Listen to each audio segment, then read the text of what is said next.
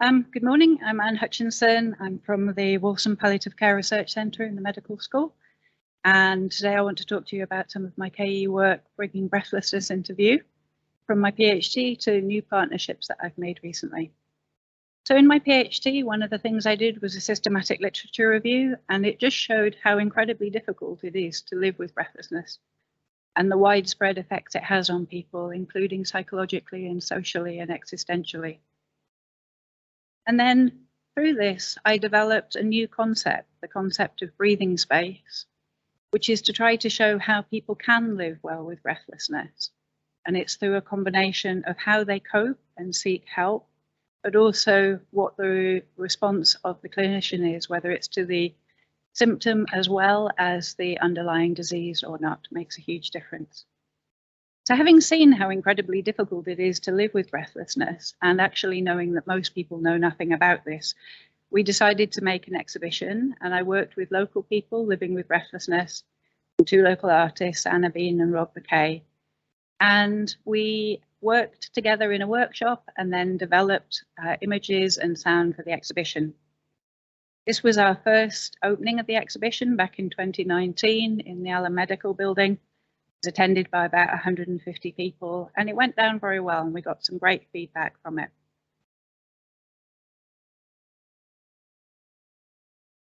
So here are three of the images trying to get across the very difficult experience that people feel. Sometimes they feel overwhelmed, lost, frightened, on their own, and not noticed by other people. Another image that one of the ladies made was of the House of Horrors. Personally, I really love this one, trying to show how incredibly difficult everyday tasks, things that almost all of us think nothing about at all, like doing the shopping or making a bed, how they become monstrous and how they take over people's lives. And then this lady was wanting to show the anonymity that she felt, how nobody noticed her, nobody took her seriously, and how she felt she was on her own and watching other people living. And that also at any moment she might fall over and collapse. She felt like that, like the beefeater up at the top there. Others in our exhibition wanted to try to show something of how to keep going, how to manage well.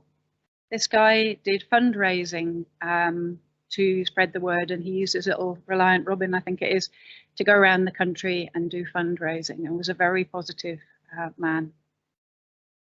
Another gentleman involved in our study tried to show a little bit about how barren he'd felt at the beginning when he first got his diagnosis, but through a combination of accepting support and help from others, finding out information that was relevant, and then also exercising and being active, he managed to find some way through. This lady who did this picture with Anna was incredibly, or is an incredibly fiercely independent person, but had come to realize that in fact it was okay to ask for help, and that she felt good about it. This was especially from her grandsons, who she'd helped a lot when they were small. Another lady wanted to show how, even though she was very breathless and she had to use a scooter to help her move around, she found that she was very active still. She was a City of Culture volunteer, and she did all sorts of things. She absolutely didn't let breathlessness get in her way. So we've made a website about the exhibition, and also I've written blogs for the British Heart Foundation and Asthma and Lung UK. And we've made a guide that can be downloaded on how to live well with breathlessness. And these have been well received and viewed quite a number of times. What we've tried to do with the exhibition is change people's perceptions. Here are some of the quotes that people have said. I realise there are things I can do for this group of patients. I hadn't realised that before. The messages are simple but powerful. Pictures speak to you. We have also tried to change behaviour, change the behaviour of clinicians who are dealing with people who are living with breathlessness. So, for example, one person said, the sad truth is there just isn't enough awareness out there, and that needs to change. I'll use these materials, and I run an affiliated group with my local area, and I'm happy to spread the word.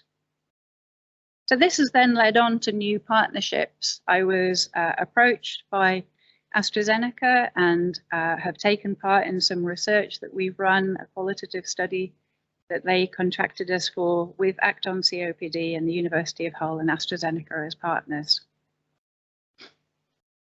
We called this study the EXACT-QoL study, and it's looking at when people's symptoms get very much worse, not just the day-to-day, but when it's much, much worse and how that affects people. And in a moment, you'll be seeing a new piece of artwork that we made based on people's quotes of quite how terrible it is when their breathlessness gets worse. This is somebody's living room with them in various different, or people in different situations and different representations. The rather ghastly looking face is actually, up the top there, is a predator ripping people to smithereens, apparently.